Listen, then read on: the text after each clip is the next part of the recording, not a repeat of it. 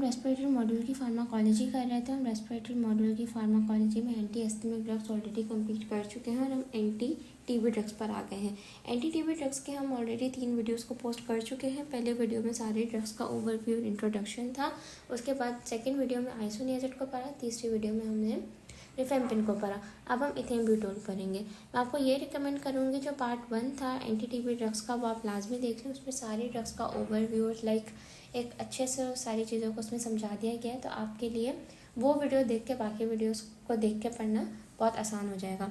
खैर अब हम इथेनब्यूटोल कर रहे हैं। इथेनब्यूटोल भी हमारी एंटी टीबी ड्रग ही होती है और हमारी first line anti TB drug होती है ये, और ये हमारी बैक्टीरियोस्टैटिक होती है। जबकि हमने आइसोनियाज़ेड और रिफेम्पिन के बारे में पढ़ा कि वो दोनों बैक्टीरियोसाइडल हैं, बट इथेनब्यूटोल इज़ बैक्टीरियोस्टैटिक। इथेनब्यूटोल को इनकोड करने के लिए हमारे पास जीन है EMP जीन। अभी जो EMP जीन है वो इथेनब्यूटोल को इनकोड कर रही है। अगर हमारा EMP जीन ख़राब होगी तो हमारा इथेनब्यूटोल भी बेकार ही होगा। ठीक है, तो इथेनब्यूटोल की म्यूटेशन रेजिस्टेंस क्रिएट कर सकती है इथेनब्यूटोल के फंक्शन में। अब अगर हम एंटी टीबी ड्रग्स की बात करें तो हम इस चार्ट को ऑलरेडी डिस्कस कर चुके हैं। अभी हम वापस डिस्कस कर लेते हैं कि first line anti TB drugs में हमारे पास 4 ड्रग्स होती हैं जिसको हम याद करते हैं पैरी करके PERI। ठीक है, उल्टा चलते हैं, यानी पहले आइसोनियाज़ेड, रिफेम्पिन, इथेनब्यूटोल और फिर पायरिज़िनामाइड। ठीक है, आइसोनियाज़ेड हम ऑलरेडी कंप्लीट कर चुके हैं, रिफेम्पिन हम ऑलरेडी कंप्लीट कर चुके हैं। अभी हम इथेनब्यूटोल कर रहे हैं। इथेनब्यूटोल के बारे में मैंने आपको पहले भी बताया था कि इथेनब्यूटोल एक एंजाइम होता है अरेबिनोसाइल ट्रांसफरेज, इसको इनहिबिट कर देती है। जब भी हमारा अरेबिनोसाइल ट्रांसफरेज एंजाइम इनहिबिट होगा तो हमारे कंपाउंड है विच इज़ कॉल्ड एरेबिनोग्लेक्टिन, ये नहीं बनेगा। एरेबिनोग्लेक्टिन अगर नहीं बनेगा तो जो माइकोबैक्टीरियम ट्यूबरक्लोसिस की जो सेल वॉल है वो भी बिल्कुल बेकार हो जाएगी। तो खैर सेल वॉल अगर ख़राब होगी तो बैक्टीरिया को भी ख़त्म होने में ज़्यादा टाइम नहीं लगेगा, राइट। तो इथेनब्यूटोल हमारे इस तरीके से एरेबिनोग्लेक्टिन की सिंथेसिस को इनहिबिट करके माइकोबैक्टीरियम ट्यूबरक्लोसिस की सेल को ख़त्म करती है। मेन साइड इफेक्ट इसका ये कि आपका ऑप्टिक न्यूराइटिस कराती है। मैंने आपको पहले ही बताया था इथेनब्यूटोल E से, I भी E से। तो जो भी आई के साइड इफ़ेक्ट्स होंगे वो आपको इस इथेनब्यूटोल में दिखेंगे। ठीक है, अब चाहे वो विजुअल एक्यूटी लॉस्ट होना हो, कलर ब्लाइंडनेस हो, जो भी आई से रिलेटेड मसले हैं वो आपको सिर्फ इथेनब्यूटोल में दिखेंगे, ना आइसोनियाज़ेड में दिखेंगे, ना रिफेम्पिन में, ना ही पायरिज़िनामाइड में। अभी हम वापस इन सारे ड्रग्स के साइड इफ़ेक्ट देख लेते हैं। तो हमारा इथेनब्यूटोल के साथ विजुअल प्रॉब्लम से लिखा हुआ है। अगेन बता देती हूँ, E से इथेनब्यूटोल, E से आई। तो जितने भी आई रिलेटेड साइड इफ़ेक्ट्स होंगे वो आपको इथेनब्यूटोल में ही दिखेंगे। ये चार्ट बहुत ज़रूरी है। अगर आप एंटी टीबी ड्रग्स नहीं पढ़ पा रहे, आपके पास टाइम नहीं है, तो आप बस ये चार्ट भी कर लेंगे तो मोर देन इनफ होगा। और हम पार्ट 1 वीडियो में इस पूरे चार्ट को ऑलरेडी डिस्कस कर चुके हैं। तो अभी हम सिर्फ इथेनब्यूटोल पे ही कॉन्सेंट्रेट करेंगे। तो इथेनब्यूटोल हमारा बेसिकली अरेबिकोग्लाइकेन की फॉर्मेशन को इनहिबिट कर रही है, बिकॉज ये हमारे एरेबिनोसाइल ट्रांसफरेज एंजाइम को इनहिबिट कर देती है, जिसकी वजह से एरेबिनोग्लेक्टिन नहीं बनते। और एरेबिनोग्लेक्टिन बहुत ज़्यादा इंपॉर्टेंट कंपोनेंट होते हैं माइकोबैक्टीरियम ट्यूबरक्लोसिस की सेल वॉल के।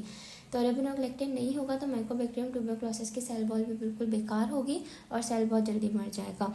इथेनब्यूटोल हमारा बेसिकली इसके खिलाफ रेजिस्टेंस कब आएगी, जब इसकी EMB जीन में म्यूटेशन होगी। मैंने आपको पहले ही बताया था कि इथेनब्यूटोल को इनकोड करने वाली जीन है EMB।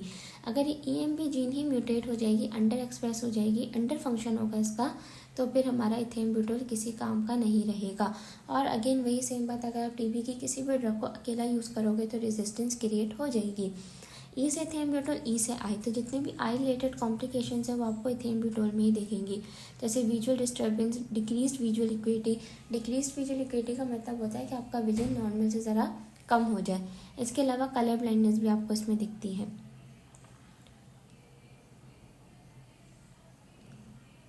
आगे हम मैकेनिज्म ऑफ एक्शन को देख लेते हैं। तो इथेनब्यूटोल का मैकेनिज्म ऑफ एक्शन ये है कि आपका ये एरेबिनोसाइल ट्रांसफरेज एंजाइम को इनहिबिट करेगा। जब एरेबिनोसाइल ट्रांसफरेज एंजाइम इनहिबिट होगा तो एरेबिनोग्लाइकेन की सिंथेसिस इनहिबिट हो जाएगी।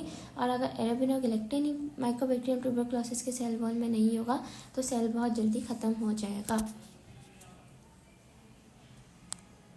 फार्माकोकाइनेटिक्स के बारे में यही है कि इसकी ओरल एब्जॉर्प्शन बहुत अच्छी है, ये आपके CSF में भी चला जाता है और हमारे रीनल से यानी किडनी से एक्सक्रीट होता है। तो अगर किसी पेशेंट में किडनी का प्रॉब्लम है तो आप उस पेशेंट को इथेनब्यूटोल नहीं दोगे। उस पेशेंट को इथेनब्यूटोल ना देने का रीज़न क्या है कि किडनी तो सही से काम कर नहीं रही है। अब आप किसी पेशेंट को इथेनब्यूटोल दे रहे हो, इसकी किडनी सही काम नहीं करी तो इथेनब्यूटोल एक्सक्रीट नहीं हो रही। इथेनब्यूटोल एक्सक्रीट नहीं होगी तो बॉडी में इसकी अमाउंट ज़्यादा हो जाएगी।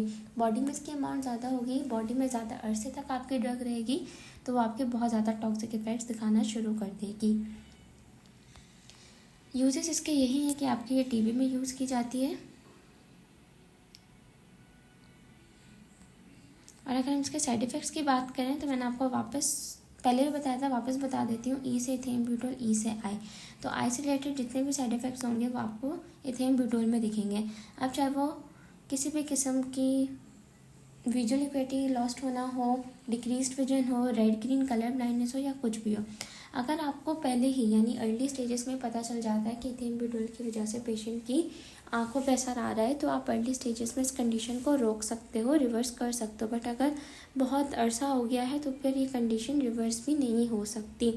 साथ ही साथ आपको इथेनब्यूटोल वाले पेशेंट ये शिकायत करते हुए दिखेंगे कि हमें हेडेक हो रहा है, कन्फ्यूजन हो रही है और हाइपरयूरेसीमिया हो रहा है, बट हाइपरयूरेसीमिया ना होने के बराबर होता है। और अगर हम रेजिस्टेंस की बात करें तो इथेनब्यूटोल की रेजिस्टेंस हमारी EMB जीन की म्यूटेशन की वजह से होती है। और अगर हम ड्रग को अकेला यूज़ करें तो यहाँ हमारा इथेनब्यूटोल भी कंप्लीट होता है। आई होप आपको समझ आया हो। कुछ ना समझ आया हो तो आप मुझसे पूछ सकते हैं।